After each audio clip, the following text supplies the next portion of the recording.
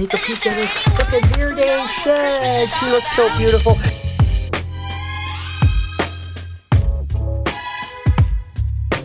Hey, good morning, everybody. Welcome to the vlog. I hope the start of your day is absolutely amazing. And I am down here at Reptile Prime and Cat Spot headquarters again, just for some meeting. Then I have like a 10.5 or 11-hour drive, something like that. Regardless, it's gonna be an amazing day. And I hope that you guys have an amazing day. And so it's not so boring today in the vlog. I think we are gonna check in on Lori and Kelsey, and they're gonna kind of take over and show you what's going on back at BHB. But don't worry, I will be back and I will check with you. I don't know, maybe about 300 miles or so down the road. I hope that you guys have a great time. Let's get this day going. So I just figured what better time than now to give you a little bit of Lori knowledge. How's that? What a lot of you probably do not know is that, unlike Brian, I have not been born with the reptile gene. Myself, I was actually pretty scared of reptiles, and not from the standpoint of I had bad experiences. I actually grew up in the city. In Detroit, there really aren't any reptiles. The only animals we see are what? Dogs, cats, maybe a couple squirrels. So my fear was basically based on just something I wasn't used to and didn't know anything about it. So when I met him, I actually was very scared to, you know, actually go into the reptile room that he had that had maybe 20 or 30 animals in it, and then I slowly would go into the room to spend time with him. And then slowly, after being around them, I learned that, you know, they're not scary and they're not bad animals. One of the first snakes that I ever, you know, took the jump to hold and work with a little bit were corn snakes. And that's probably why they still are one of my favorite animals. One of our starter ones, when anybody asks, what's the great starter pet to start with? Usually it's a corn snake or a ball python. Well, guess what?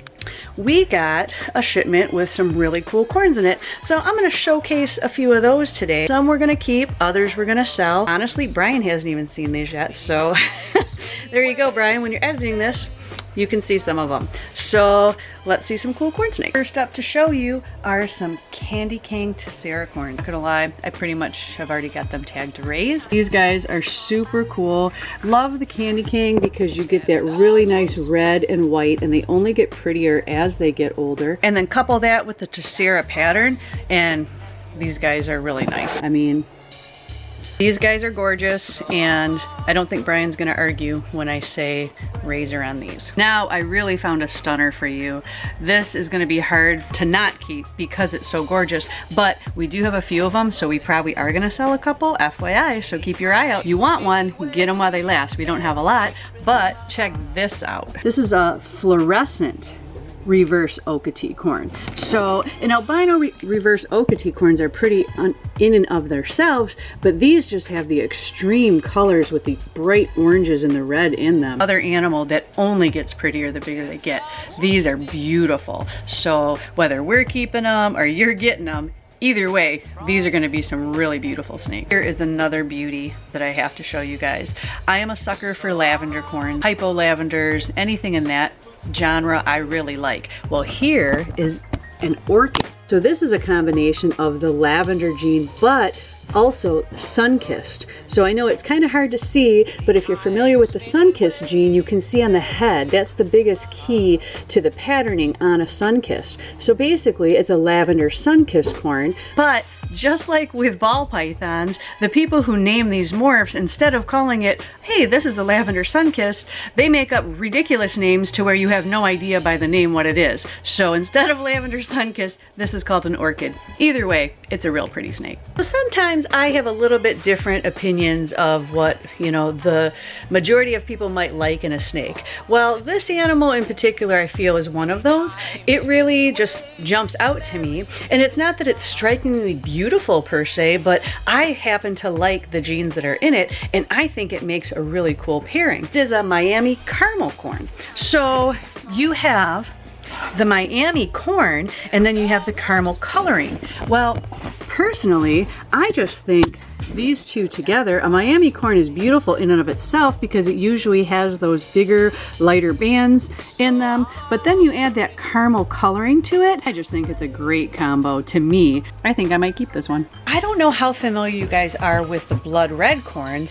Sometimes people call them diffused. Either way, I'm gonna go with blood red because that's old school. They can vary on how they look. Well, I have a couple beautiful examples right here. This little guy right here has got some super light markings. You can see on the head too. That's a really cool trait of them, is they have these really cool gray heads. Here's another one.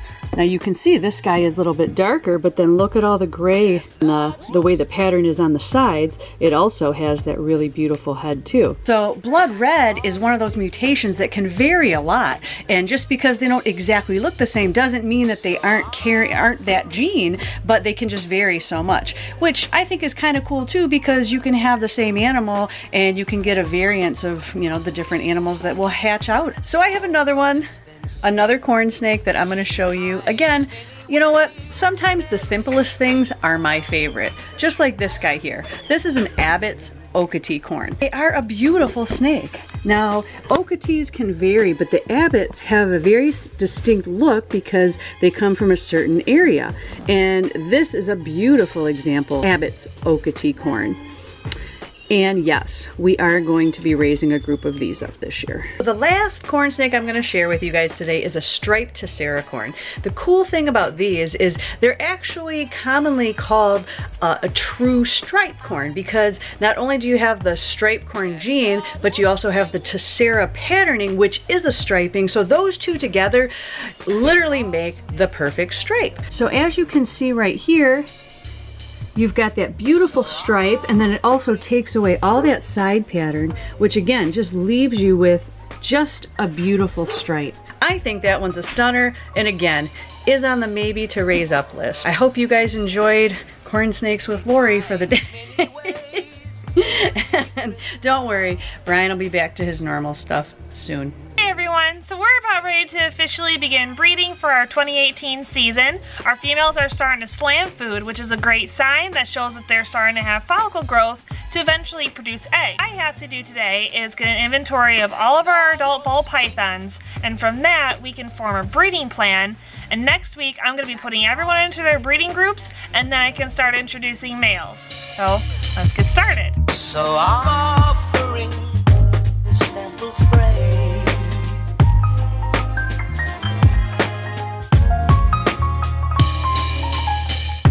Although it's been said many times, many ways, Merry Christmas to you. Alright, now I have a complete list of all the animals that we can breed this year. All my females are looking good. I was even seeing a lot of females wrapping around their water dishes, which is another great sign indicating follicle growth. So I'm feeling pretty optimistic about this season. Now that I'm all done with inventory, I still have to feed all my babies today.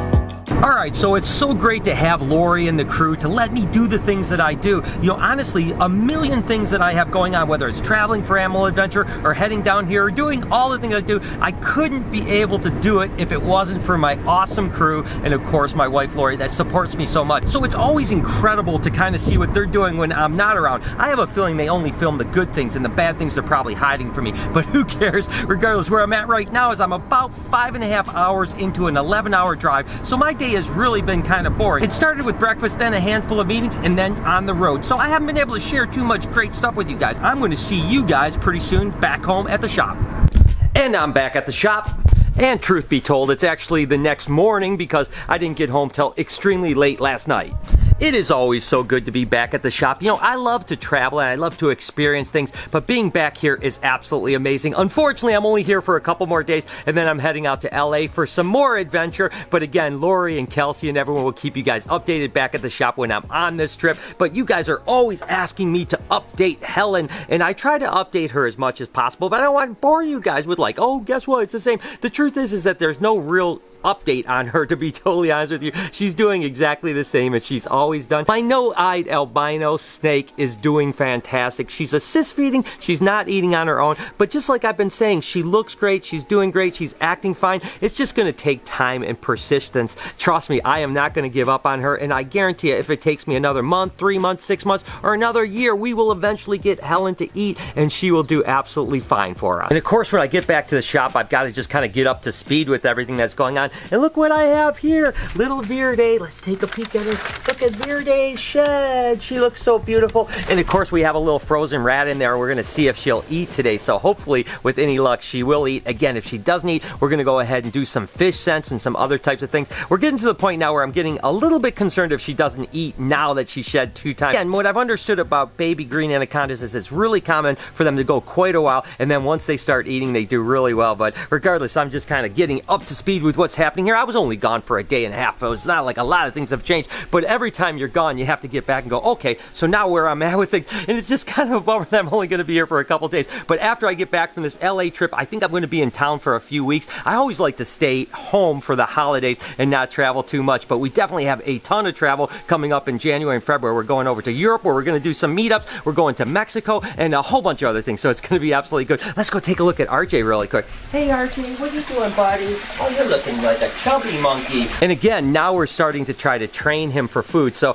he's probably going to lean out a little bit because he's going to be stubborn and he's going to want to not do what we want him to do, and we have to kind of train him through rewards of food. So I am not concerned, because literally a chunky monkey like this guy over here could literally go 7 or 8 months without food. He's definitely not going to go more than a week or two, and he'll be like, all right, I'll do whatever you want, just make sure you feed me. So anyways, things are looking good down here in the basement. With that said, I am going to go ahead and end yesterday's vlog today. Right now, we actually have a shipment of snakes that just came in that I'm going to open up today, which will be in tomorrow's vlog. This is getting so confusing. Regardless, thank you guys so much for tuning in today. I hope that you have an amazing day. Your support means the world to me, and I love you guys so much. Can you do me a couple favors, please? Can you smash that like button for all the work that Kelsey and Lori did? Can you also make sure to turn those post notifications on so you know when I upload a video, which is every day, 7 days a week at 9 o'clock in the morning Eastern Standard Time.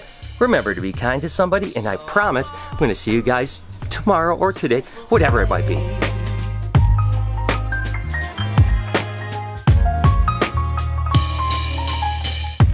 Although it's been said many times, many ways, Merry Christmas.